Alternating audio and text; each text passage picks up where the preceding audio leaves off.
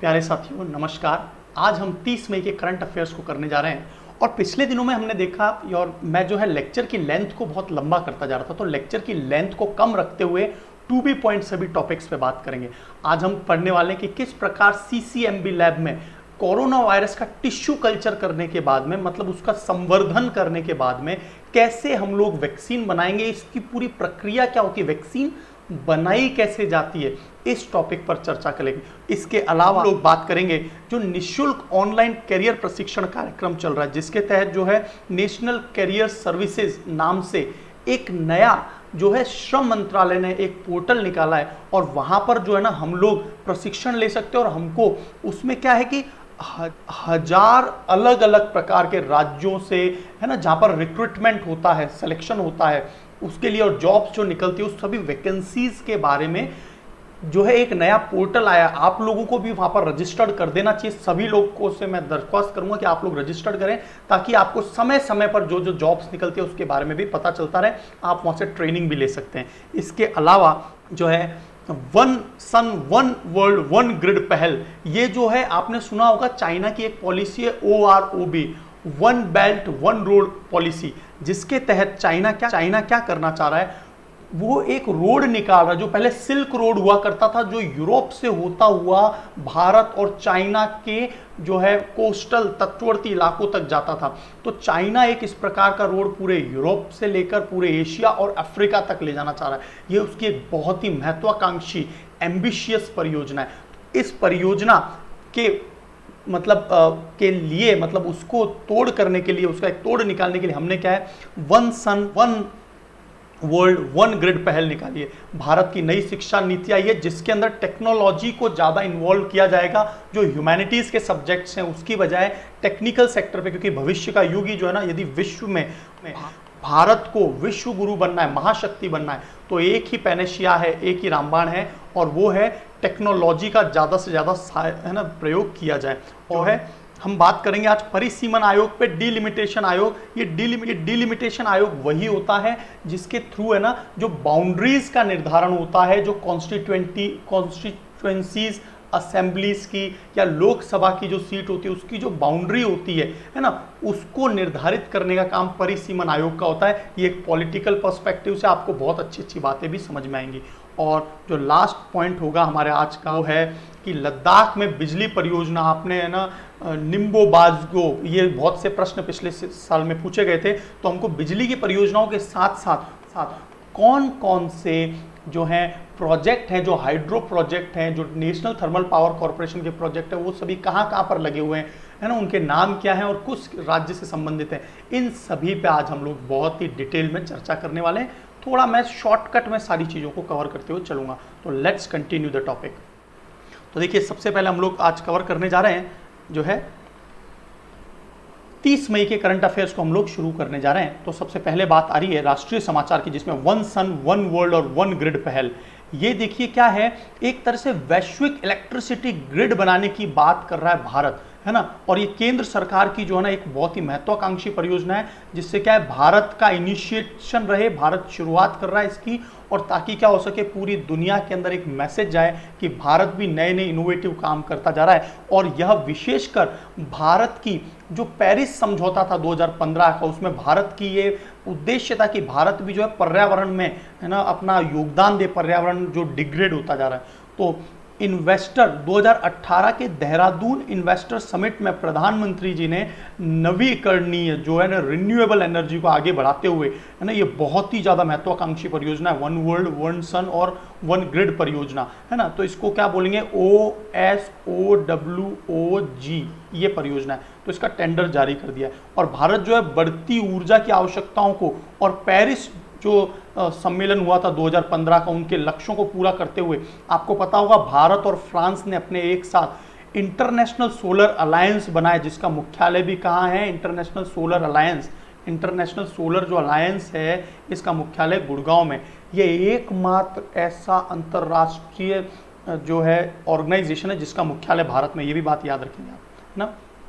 और इसमें जो है हम लोग इस तरह के सरकारी ग्रिड को प्रस्तावित किया गया, इसमें जहाँ ईस्ट जोन में म्यांमार, वियतनाम, थाईलैंड, लाओस, ये लाओस है, पूरा नहीं लिखा है, कंबोडिया जैसे देशों को शामिल किया जाएगा। और वेस्ट जोन में मिडिल ईस्ट अफ्रीका के, मतलब यदि ये भारत है तो हम लोग विशेष ग्रिड बनाएंगे इन सभी ईस्टर्न देशों के, ईस्टर्न एशियन जो नेशंस है, Myanmar, Vietnam, Cambodia, Laos, Thailand, और यहाँ पर हम लोग दक्षिणी अफ्रीका के देशों को एक कॉमन ग्रिड बनाएंगे। इस तरह से ये प्रस्तावित योजना है। और इससे क्या है, आप देख रहे होंगे कि जिस प्रकार अमेरिका ने ना पेरिस पर्यावरण समझौते से पूरी तरह से पीछे हट गया है, चीन जो है अपना एक initiative one belt one road को है, तो इसका एक विकल्प है। और भारत जो है ना उभरती शक्ति है, तो भारत जो है दुनिया में अपनी एक इमेज पॉलिश करने की भी कोशिश कर रहा है। तो अंतर्राष्ट्रीय सौर गठबंधन जो ISA है, ये 2015 में पेरिस जलवायु सम्मेलन में की गई थी इसकी स्थापना। और इंटरनेशनल सोलर अलायंस का जो लक्ष्य था पूरे विश्व में, वो 1000 गीगावाट की सौर ऊर्जा, जिसमें केवल अकेला भारत जो है, भारत ने अपने देश का लक्ष्य रखा था 225 गीगावाट की ऊर्जा जो है वो पवन ऊर्जा और सौर ऊर्जा से प्राप्त करेगा। और इसका मुख्यालय कहाँ है? इसका मुख्यालय है गुड़गांव, हरियाणा। बहुत इंपॉर्टेंट क्वेश्चन है ये भी।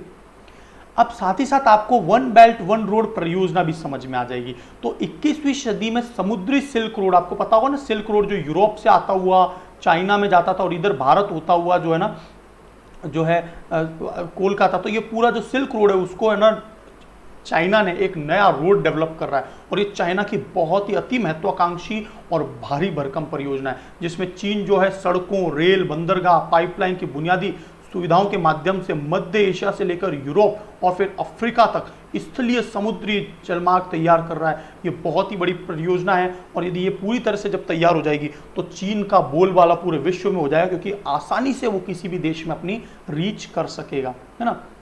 तो इसी प्रकार की एक सड़क जो है वो भारत और जापान भी मिलकर बना रहे हैं, है ना, नॉर्थ साउथ कॉरिडोर की तर्ज पे, ठीक है। तो देखिए, नई शिक्षा नीति जो है, अभी नई शिक्षा नीति आई है, उसमें क्या है कि जो केंद्रीय विकास संसाधन मंत्री रमेश पोखरियाल निशंक, ये आपको याद रखना है नाम, इन्होंने नई शिक्षा नीति का मसौदा तैयार किया है, जो पूरी तरह से ज़्यादा किस पर बेस्ड रहेगा? साइंस पर, प्रौद्योगिकी, टेक्नोलॉजी पर और भारत केंद्रित, मतलब इंडियन सेंटर्ड होगा, है ना, दूसरे वैश्विक कल्चर को नहीं, भारत के अंदर कैसे डेवलपमेंट, जो आत्मनिर्भर भारत है और जो है भारत को आगे बढ़ाने की पूरी कवायद यहाँ पर करी जा रही है और संसद ने इसको मंजूर कर दिया है। तो जो नई शिक्षा नीति है वो 2015 में, है ना, उससे पहले 2015 में ये मानव संसाधन मंत्री जो उस समय की थी स्मृति ईरानी ने शुरुआत कर दी थी। और फाइनली जो है ये बात आपको इंपॉर्टेंट बात क्या याद रखनी है यहाँ पर, इंपॉर्टेंट बात ये, नई शिक्षा नीति को इसरो के सेवानिवृत्त डॉक्टर कृष्ण स्वामी कस्तूरी रंगन, तो ये जो नई जो नीति है इसके लिए आपको ये नाम याद रखना है कि समिति के अध्यक्ष कौन है? डॉक्टर कृष्ण स्वामी कस्तूरी रंगन, जो कि इसरो के सेवानिवृत्त हैं।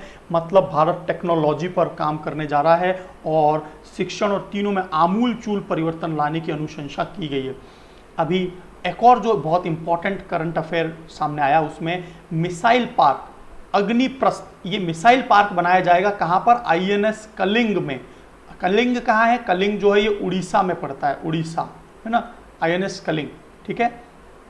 तो वैसे ये शायद है ना, आई थिंक ये विशाखापट्टनम में, मैं अभी क्लियर कर दूंगा। INS कलिंग जो है ना, INS क्या होता है पहले तो मैं आपको ये बता दूं। INS इंडियन नेशनल शिप्स, तो इंडियन नेशनल शिप्स है। वहाँ पर क्या है कि इनका मेन उद्देश्य ये है कि भारत के जो लोग हैं, जो स्टूडेंट्स हैं, जो भी कामगार हैं, सभी को पता चल सके कि नेवी, इंडियन नेवी कैसे काम करती है, ताकि लोगों में उसके प्रति एक रुझान बढ़े और इंडियन नेवी के अंदर भी जो है ना लोग अपना रिक्रूटमेंट करें। और उसमें क्या है, क्योंकि भविष्य जो है ना युद्ध जब भी होगा तो हमारी नेवी सबसे ज़्यादा मजबूत होनी चाहिए। भविष्य के युद्ध नेवी पर डिपेंड करेंगे, ये बात याद रखना। तो भारत भी, जैसे दुनिया की सबसे ताकतवर नेवी जो है ना वो है अमेरिकन नेवी, ठीक है।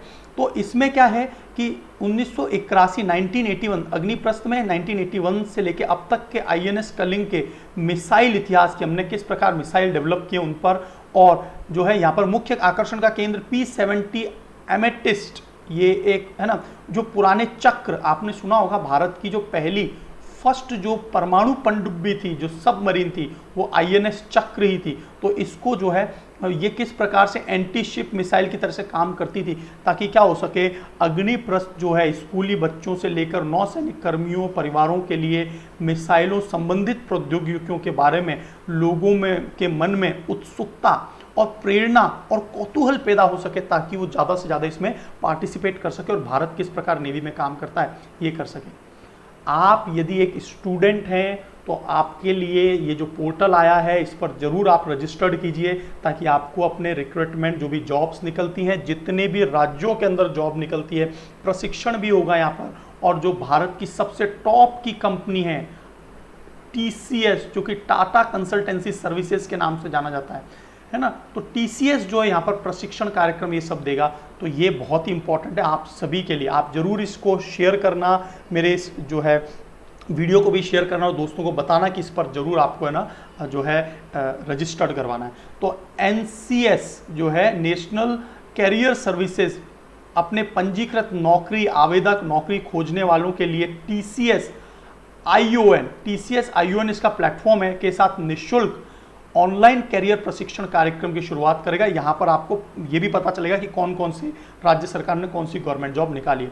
सॉफ्ट स्किल का प्रशिक्षण भी मिलेगा, है ना, व्यक्तिगत जो है विकास में भी मदद मिलेगी। तो इस प्रकार क्या है, दोनों ही में इसको खोजा जा सकता है, हिंदी और इंग्लिश भाषा दोनों में।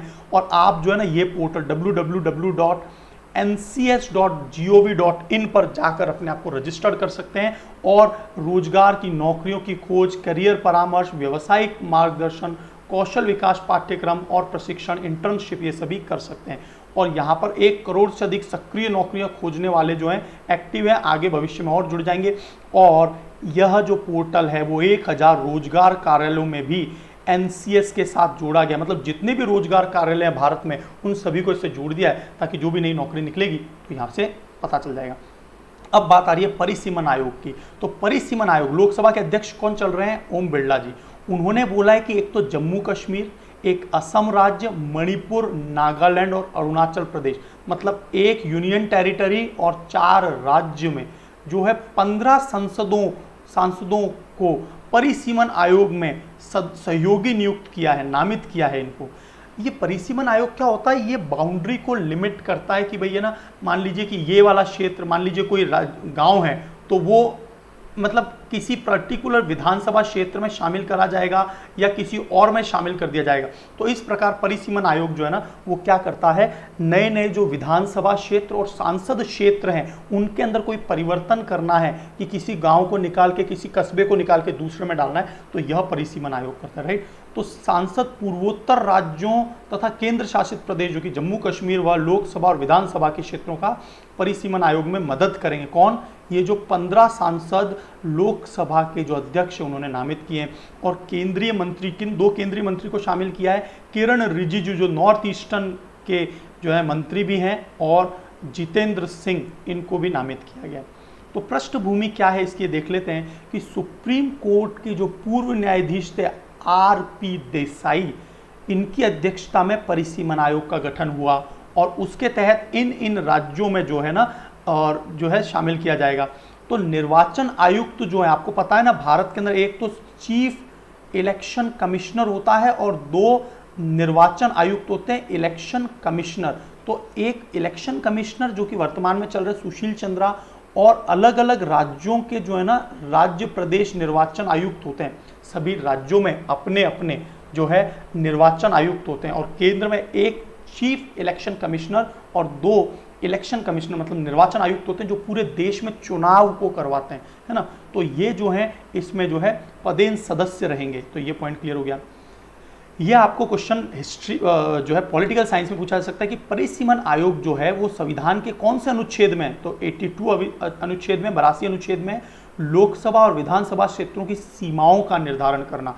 और ये आयोग कितने साल के लिए होता है, 10 साल के लिए। और इसे भारतीय सीमा आयोग भी कहा जाता है, परिसीमन आयोग भी कहा जाता है। और जनगणना के बाद सही आंकड़े, सीटों की सीमाएं, अनुसूचित जाति जनजाति के लिए कहाँ पर सीटों को आरक्षित करना है, ये सभी अनुशंसा जो देता है वो यह परिसीमन आयोग ही देता है, ठीक है। तो सिफारिश लोकसभा विधानसभाओं के सामने पेश की जाती है और इसमें किसी तरह के संशोधन अनुमानित नहीं है, ना ही आप जो है कोई भी व्यक्ति इसको कोर्ट में चुनौती नहीं दे सकता। एक बार परिसीमन आयोग ने किसी क्षेत्र को अलग हटा दिया है तो फिर क्या है, किसी प्रकार से उसमें परिवर्तन नहीं किया जा सकता। तो परिसीमन आयोग का जो अध्यक्ष है वो उच्चतम न्यायालय से अवकाश प्राप्त एक न्यायाधीश बनाया जाता है। ये बात याद रखेंगे कि आयोग का अध्यक्ष कौन बनाया जाता है, जो उच्चतम आयोग न्यायालय जो सुप्रीम कोर्ट से जो रिटायर्ड जज है उसको बनाया जाता है। ठीक है, तो ये सभी बातें आपको पता होनी चाहिए परिसीमन आयोग से रिलेटेड। देखिए ये आपके करंट अफेयर में बहुत ज़्यादा प्रश्न आता है कि वर्तमान में जो 2019-20 में जो है सबसे ज़्यादा किस देश से जो है फॉरेन डायरेक्ट इन्वेस्टमेंट आया। तो आपको याद रखना है फॉरेन डायरेक्ट इन्वेस्टमेंट सबसे ज़्यादा इस बार सिंगापुर से आया है और उसके बाद में मॉरिशस से आया है और तीसरे नंबर पे अमेरिका है। तो ये जो नीदरलैंड और फिर अमेरिका है ना, ये 4 जो है देश।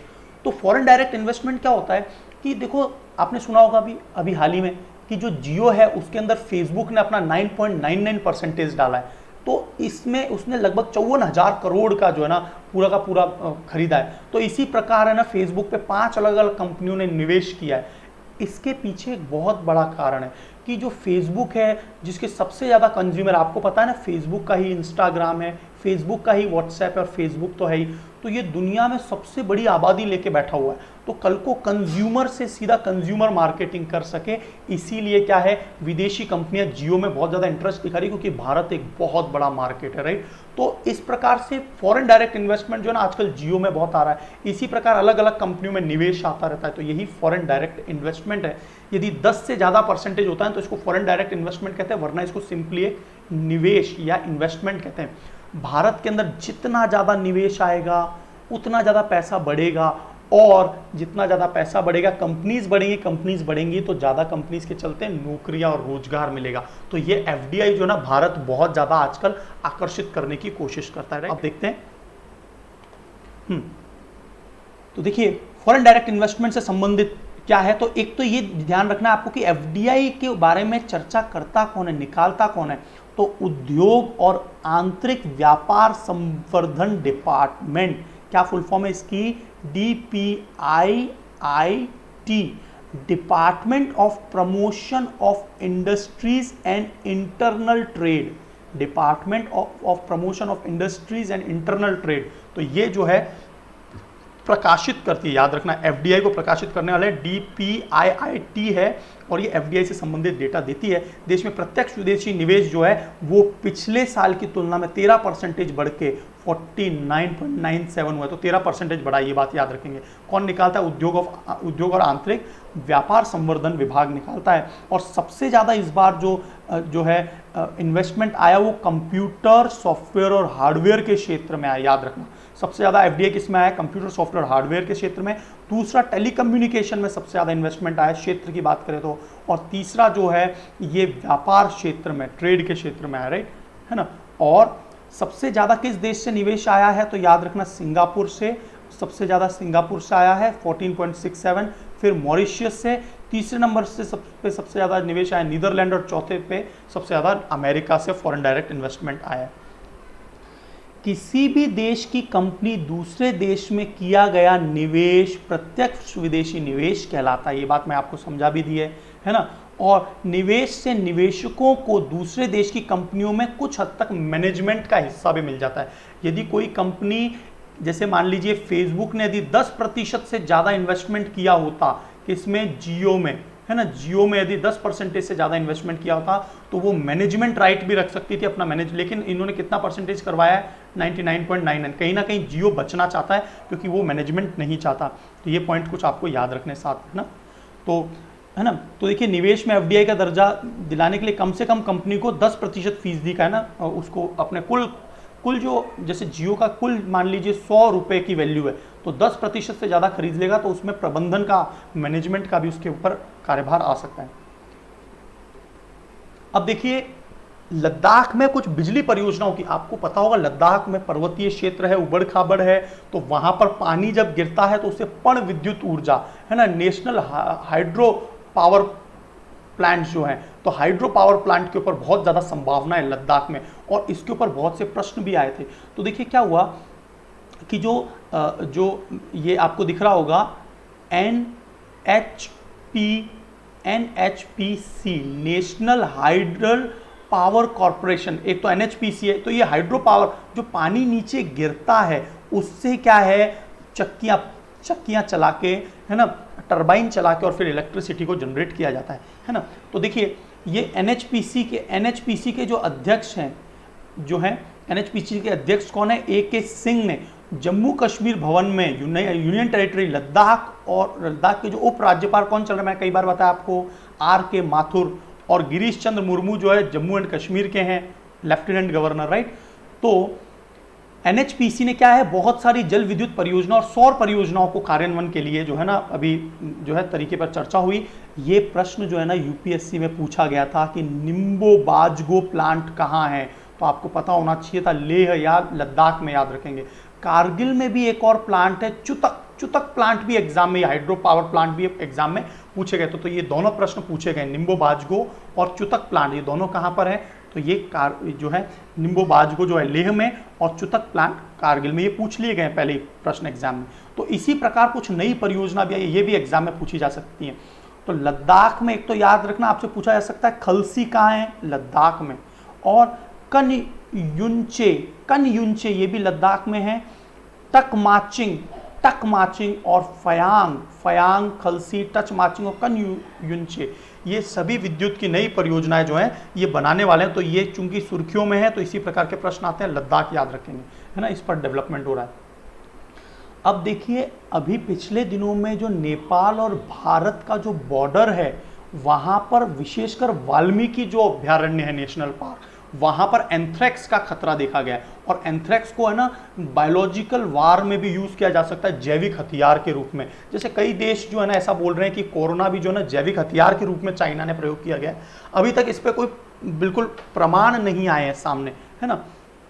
तो देखिए एंथ्रेक्स जो है ना, तो ये जो वाल्मीकि टाइगर रिजर्व है, याद रखना ये कहां पर, ये एकमात्र टाइगर रिजर्व है किसमें, बिहार में। तो याद रखना ये प्रश्न पूछा हुआ भी है, वाल्मीकि। तो भारत और नेपाल की सीमा पर जो है एक मादा गैंडे की मौत हो गई। और इसी प्रकार जो है ना पश्चिम बंगाल में भी जो है 5 एक सींगी गैंडों की मौत हुई। और पता चला पटना की जो वेटरनरी कॉलेज, वेटरनरी का मतलब होता है जो पक्षी वैज्ञानिक होते हैं, है ना, तो उन्होंने, और फाइनली बरेली के अंदर जो IVRI इंस्टीट्यूट है, IVRI Indian veterinary research institute, ये याद रखना, जो पक्षी और जानवरों से संबंधित बहुत ज़्यादा रिसर्च होते हैं, IVRI बरेली में। और बरेली किस में पड़ता है, बरेली का मांझा आपने सुना होगा, तो बरेली पड़ता है उत्तर प्रदेश में। तो देखिए एंथ्रेक्स के बारे में थोड़ी सी बात पढ़ लेते हैं। एंथ्रेक्स एक बैक्टीरिया है, बैसिलस एंथ्रेसिस, ये मैंने बायोलॉजी के सेक्शंस में पढ़ाया हुआ भी, डिजीज वाले में आप मेरी प्लेलिस्ट देख सकते हैं। भेड़ बकरी और मवेशियों और घोड़े इस तरह के जानवरों में ज़्यादा पाया जाता है। जानवरों की कुछ त्वचा पर घाव हो जाते हैं, संक्रमित पशु का अधपका मांस खाने, और ये फेफड़ों के माध्यम से फैलता है और खून में फैलता है।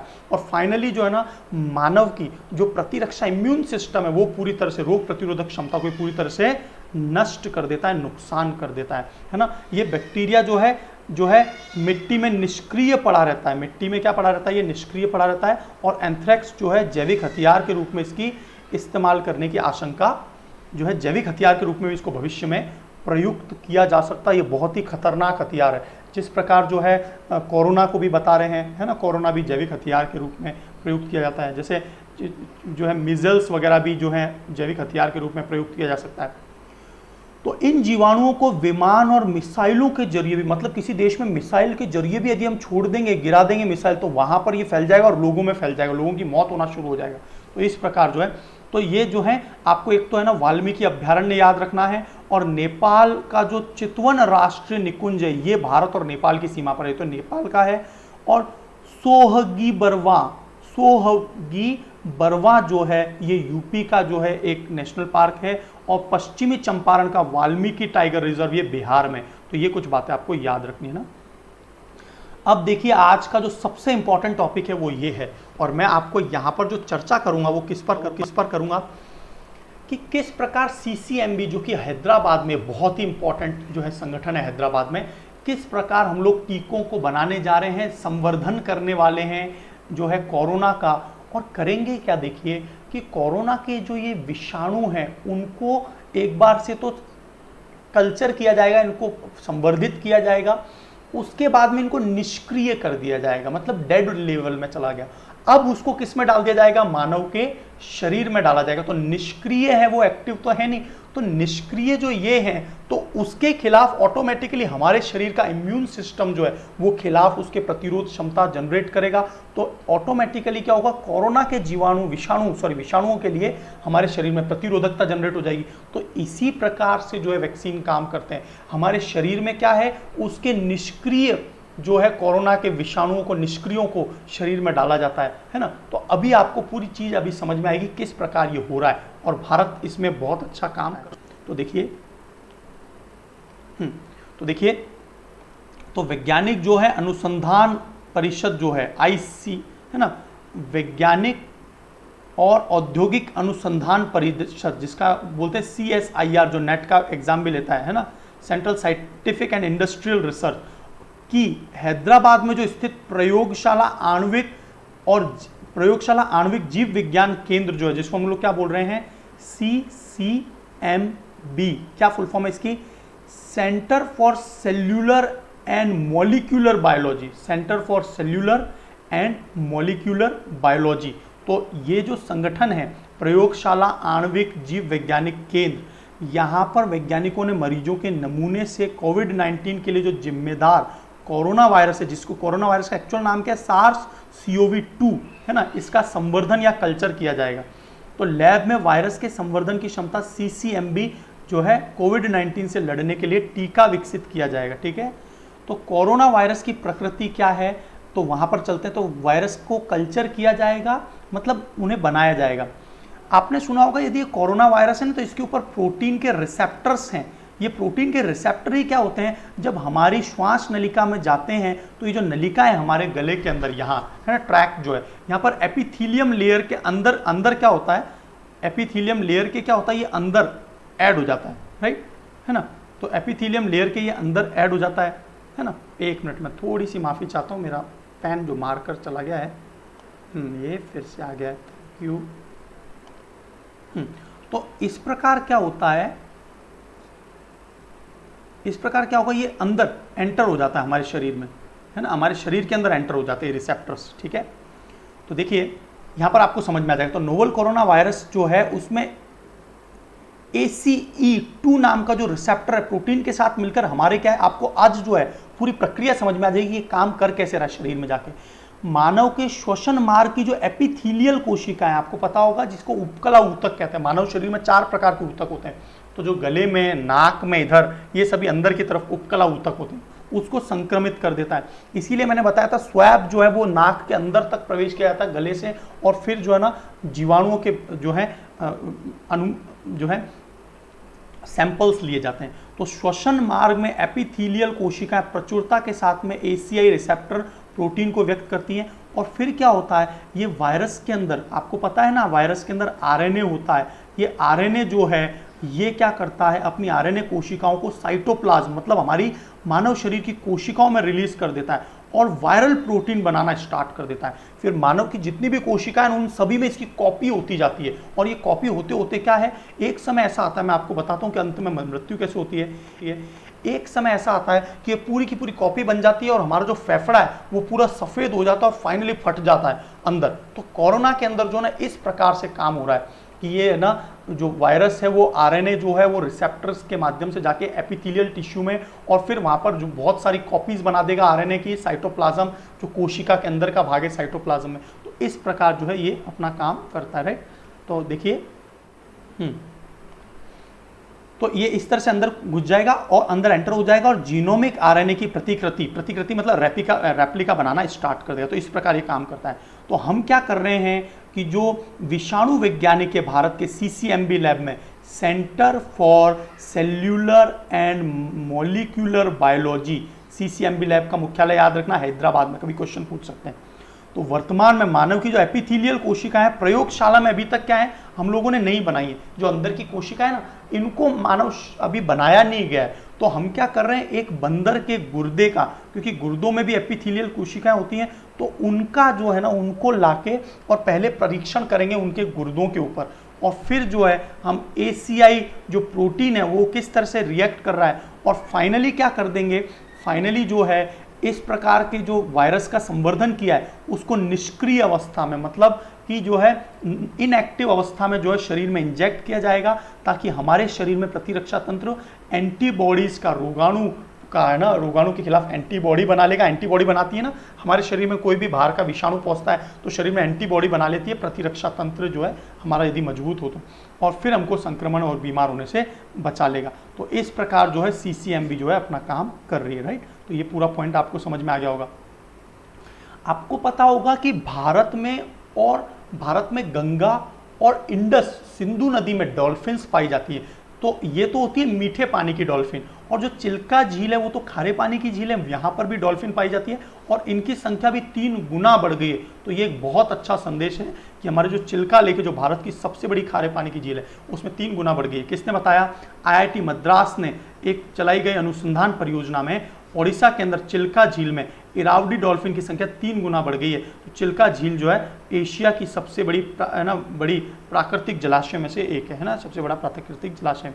ये वाली बात हम ऑलरेडी पढ़ चुके हैं कि ये पहली महिला है मेजर सुमन गावनी जिनको संयुक्त राष्ट्र जेंडर एडवोकेट अवार्ड मिला है, क्योंकि दक्षिणी सूडान में ये एक महिला शांति रक्षक की इन्होंने भूमिका निभाई है। क्योंकि दक्षिणी सूडान में बहुत ही विकट परिस्थिति है, वहाँ पर जो है ना गृह युद्ध चल रहा है, तो उसको ख़त्म करने के लिए जो है ना हमारी जो यूनाइटेड नेशंस है वो पीस शांति सेना भेजता है ना। तो सुमन संयुक्त राष्ट्र मिशन के तहत दक्षिणी सूडान में तैनाती। तो सुमन गावनी, ये नाम याद रखना, संयुक्त राष्ट्र जेंडर एडवोकेट अवार्ड इनको दिया गया, ठीक है। इसके बाद में जो है आईटी सेवाएं, आईटी इंफॉर्मेशन टेक्नोलॉजी की जो सेवा प्रदान करने वाले बहुत ही प्रमुख कंपनी, आपने नाम सुना होगा विप्रो। ये विप्रो के फाउंडर कौन है? अजीम प्रेमजी, आपने सुना होगा अजीम प्रेमजी का नाम। तो ये जो है एक मुस्लिम है, उसके बावजूद आप देखेंगे कि भारत में बहुत अच्छा काम कर रहे हैं। ऐसे बहुत अच्छे अच्छे मुस्लिम्स भारत में काम करते हैं, तो जो है बहुत अच्छे जो है, कई लोग जो है ना इस तरह से नेगेटिव प्रचार करते हैं, मुस्लिम्स अपना बहुत अच्छा काम कर रहे हैं। एपीजे अब्दुल कलाम जी को आप देख सकते हैं। विप्रो के जो फाउंडर है अजीम प्रेम जी, इन्होंने बहुत ज़्यादा डोनेशन किया, इनसे ज़्यादा भारत के किसी भी उद्योगपति ने डोनेट नहीं किया, मतलब है ना लोगों के लिए। तो कैपजेमिनी ये भी बहुत बड़ी आईटी कंपनी है भारत की। तो थिएड्री डेलापोर्ट को इन्होंने अपना भी मुख्य कार्यकारी अधिकारी CEO चीफ एग्जीक्यूटिव ऑफिसर बनाया।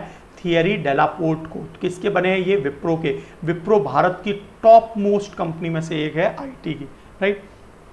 आपने सुना होगा हरियाणा की जो मानुषी छिल्लर, जो कि है ना जो है फिर पूर्व मिस वर्ल्ड बनी थी, आपको याद आ रहा होगा। तो ये जो मासिक धर्म होते हैं पीरियड्स, तो उनके प्रति ये बहुत अच्छे से जागरूकता फैला रही है। और ये एक्चुअल में प्रोफेशन से एक डॉक्टर हैं। इनको ऑफर भी आए थे कि ये जो है बॉलीवुड में चली जाए, एक्ट्रेस बन जाए, लेकिन इन्होंने उसको त्याग दिया, है ना। स्वच्छता, मतलब क्या होता है, मासिक धर्म में बहुत ही ज़्यादा स्वच्छता की जरूरत होती है। मैं एक अनुमान पढ़ रहा था, उसमें जो है भारत में और पूरे विश्व में जो महिलाएं, उनको सैनिटरी पैड्स जो हैं केवल 7% महिलाएं जो है सैनिटरी पैड्स का इस्तेमाल करती हैं, बाकी सभी जो है ना इनहाइजेनिक तरीके से, है ना। तो ये बात याद रखना आपको कि है ना जो भी महिलाएं हैं उनको मासिक धर्म पीरियड्स के समय बहुत ही ज़्यादा जो है ना साफ़ सफाई का ध्यान रखना चाहिए, क्योंकि ये इनहाइजेनिक होता है और जो है ना तरह तरह की बीमारियां कर सकते हैं, ठीक है। तो स्वच्छता, पर्याप्त स्वच्छता हो, सुविधाओं का निर्माण हो सके महिला स्वच्छता को लेकर। तो अभी आपने सुना होगा 28 मई को जो है ना विश्व मासिक धर्म स्वच्छता दिवस, ये बहुत ही इंपॉर्टेंट दिवस है, एग्जाम में आ सकता है। विश्व मासिक धर्म स्वच्छता दिवस 28 मई को मनाया जाता है। और मानुषी छिल्लर जो है ना प्रोजेक्ट शक्ति के तहत जो है मासिक धर्म से जुड़ी पहल को भी चला रही हैं। और ये जो मिस वर्ल्ड है मानुषी छिल्लर, यूनिसेफ के जो पहल है रेड डॉट चैलेंज, उसमें भी इन्होंने हिस्सा लिया था, है ना। तो इस प्रकार से आपको ये याद रखना है ना, ठीक है। तो मानुषी छिल्लर का नाम याद रखना है। अजीत जोगी जो 1 नवंबर सन 2000 के अंदर जो नया छत्तीसगढ़ राज्य बना था, उसके पहले जो मुख्यमंत्री थे उनकी हाल ही में निधन हो गया है। तो ये बात याद रखना, अजीत जोगी का संबंध छत्तीसगढ़ से था। तो इस प्रकार हमने सभी करंट अफेयर्स आज के देख लिए हैं। मैंने शॉर्टकट में कवर करने की कोशिश की, मैं इस समय को और भी कम करूंगा, आप जल्दी से हम लोग रिवाइज कर लेते हैं। तो देखिए, राइजिंग इंडिया, जीतेगा भारत हारेगा कोरोना, राइजिंग इंडिया जीतेगा भारत हारेगा कोरोना का जो कैंपेन है वो फेसबुक और भारत की जो न्यूज़ एजेंसी है दैनिक जागरण साथ में कर रहे हैं, ठीक है। आपने अभी मैंने बताया था आपको कि गैंडे की मृत्यु की चर्चा में आया, बैसिलस एंथ्रेसिस, ये तो इसका जीवाणु होता है। और जो भी जो है मवेशी होते हैं उसको ये सबसे ज़्यादा प्रभावित करता है और इसको जैविक हथियार के रूप में भी प्रयोग किया जा सकता है, बैसिलस एंथ्रेसिस याद रखेंगे। परिसीमन आयोग अभी चर्चा में आया, नॉर्थ ईस्ट और जम्मू कश्मीर के लिए ये किसके अनुसार बनाया जा सकता है? अनुच्छेद 82 के तहत जो है विधानसभा और संसदीय क्षेत्रों का अलग अलग जो है ना बंटवारा, या कौन सा राज्य, कौन सा गांव या कस्बा डाल उसमें एंटर किया जाएगा, ये लगाया जा सकता है। उच्चतम न्यायालय के न्यायाधीश ही इसकी अध्यक्षता कर सकते हैं, जो है अभी सेवानिवृत्त हो गए वो। United nation military gender advocate award किसको दिया है? मेजर सुवन गावनी को। अभी मिसाइल पार्क जो अग्नि इंद्रप्रस्थ, याद रखेंगे अग्नि इंद्रप्रस्थ, ये INS कलिंग विशाखापट्टनम है, इसीलिए आपको करेक्ट कर रहा था, विशाखापट्टनम जो है ये, वैसे कलिंग जो क्षेत्र है वो उड़ीसा का क्षेत्र, कलिंग क्षेत्र उड़ीसा क्षेत्र में आता है, लेकिन विशाखापट्टनम जो है ये आंध्र प्रदेश में। और भारत का जो है पूर्वी जो नेवी का हेडक्वार्टर है, ईस्टर्न नेवल हेडक्वार्टर, वो भी विशाखापट्टनम में। श्रम और रोजगार मंत्रालय जो है निशुल्क ऑनलाइन कैरियर स्किल ट्रेनिंग की शुरुआत करने जा रहे हैं, किसके साथ में? TCS। आप जरूर इसमें रजिस्टर्ड हुई है ना, ये आपके बहुत ही अच्छा रहेगा। सिंगापुर प्रथम रहा, मॉरिशस द्वितीय स्थान पर रहा। भारत में जो फॉरेन डायरेक्ट इन्वेस्टमेंट आया है उसमें ये बहुत बार क्वेश्चन हमेशा पूछा जाता है, राइट। इसके बाद में बात कर रहे हैं भारत का जो सौर ऊर्जा वैश्विक ग्रिड बनाने की बात की। ग्रिड क्या होता है? एक पूरी ग्रिड है, मतलब एक सेंट्रल ग्रिड भारत में होगी और वो ग्रिड जो है ना पूरी दुनिया के देशों को इलेक्ट्रिसिटी सप्लाई करेगी, जो हम लोग सूर्य से ऊर्जा प्राप्त करेंगे, है ना, जो है सोलर पैनल के माध्यम से। तो एक सूर्य, एक दुनिया, एक ग्रिड, ये भारत ने अभियान चालू किया है। भारत की जो नई शिक्षा नीति है जिसमें टेक्नोलॉजी को ज़्यादा इन्वॉल्व किया जाएगा, साइंस को, उसके डॉक्टर कस्तूरी रंगन जो है अध्यक्ष हैं, और ये इसरो के जो है पहले जो है हेड प्रेसिडेंट रहे थे।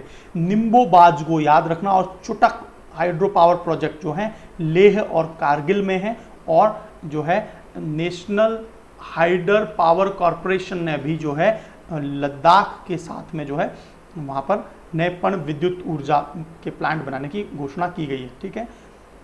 ये एक बहुत अच्छा क्वेश्चन हो सकता है आपके एग्जाम के लिए कि प्रति व्यक्ति आय भारत की कितनी चल रही है अभी। तो जो है स्थिर कीमतें, मतलब स्टेबल प्राइस में तो चल रही है 94,954। ये याद रखना है आपको, बहुत इंपॉर्टेंट क्वेश्चन है कि स्थिर कीमतों पर भारत की प्रति व्यक्ति आय, जो भारत का कुल GDP है उसमें जब भाग दिया जाता है कुल जनसंख्या का, तो प्रति व्यक्ति आय आता है। और भारत की जो चालू कीमतें हैं, है ना, करंट प्राइसेस, उसके अनुसार 1,34,226 जो है यह प्रति व्यक्ति आय चल रही है। ये साल की होती है, प्रति वर्ष में, ठीक है। और लास्ट क्वेश्चन जो है मासिक धर्म से जुड़ी स्वच्छता के लिए जागरूकता फैलाने के लिए जो यूनिसेफ है ना, यूनाइटेड नेशन है ना, इमरजेंसी फॉर चिल्ड्रन फंड जो है ना, तो ये जो है इसके लिए जो है हाथ मिलाया विश्व वर्ल्ड जो है मिस वर्ल्ड मानुषी छिल्लर ने। तो मेरे हिसाब से you had enjoyed, I think you had enjoyed the topic. आज के टॉपिक भी बहुत इंटरेस्टिंग थे, और इसी प्रकार जो है मैं जल्दी आपको 31 मई के करंट अफेयर भी ला दूंगा। तो आपको एक समग्र इंक्लूसिव इंफॉर्मेशन मिल रही है। दोस्तों में जो है बहुत शेयर करें, है ना। मेरी आपसे एक ही रिक्वेस्ट होती है कि मैं इतनी मेहनत कर रहा हूँ, तो आप केवल और केवल जो है मतलब एक छोटा सा काम कर सकते हैं कि आप जो है अपने साथ 8-10 दोस्तों को शेयर कर दें। बहुत ही सिंपल है कि नीचे शेयर का ऑप्शन होता है, आप उसमें है ना शेयर कर सकते हैं। तो देखिए तो जरूर शेयर करना ना भूलें, और है ना दोस्तों तक इसको स्प्रेड करें। और मैं जो है जल्दी जो है दूसरे भी नेशनल लेवल के एकेडमीज़ के साथ में भी जल्दी टाई अप होने वाला है, तो वहाँ पर भी काम करता हुआ आपको दिखूंगा, UPSC की क्लासेस लेता हुआ दिखूंगा। So wish you all the best, God bless you all very much.